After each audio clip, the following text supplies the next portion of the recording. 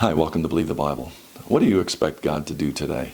I mean, there's a lot of things that Jesus himself did. God did in the Old Testament a lot of different miracles and the way he dealt with man. And Jesus, he healed people. He brought people back from the dead. There are lots of things that he did. So if we're looking at Jesus from the four gospel books, we might think, hey, we should be able to be healed today as well. He also provided food and drink for people. Now, these three things I mentioned, Jesus did. He did all of these things.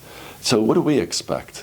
I know a lot of people expect Jesus to be handling things for them, to providing their next car, the mortgage payment, the food on the table, the tires not to go flat, the mortgage to get paid.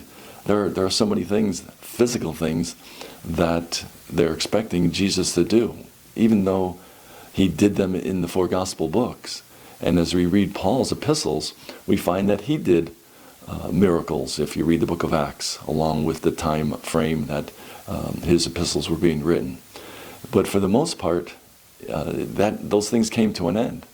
Paul was not able to heal and provide things for people later on in his ministry as that transition period came to an end.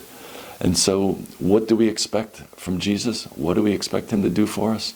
We expect his word to work in us. Let's read a verse. 1 Thessalonians 2:13, "For this cause also thank we God without ceasing, because when you received the word of God, which ye heard of us, ye received it not as the word of men, but as it is in truth, the word of God, which effectually worketh also in you that believe."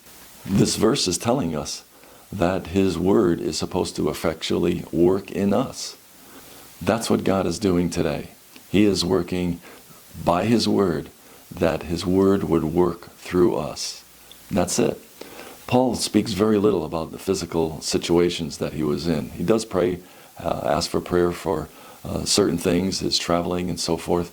But for the most part, 99% of Paul's prayers were about spiritual matters, the growth and wisdom and understanding, and that, those kind of things. That's the kind of prayer life that Paul had.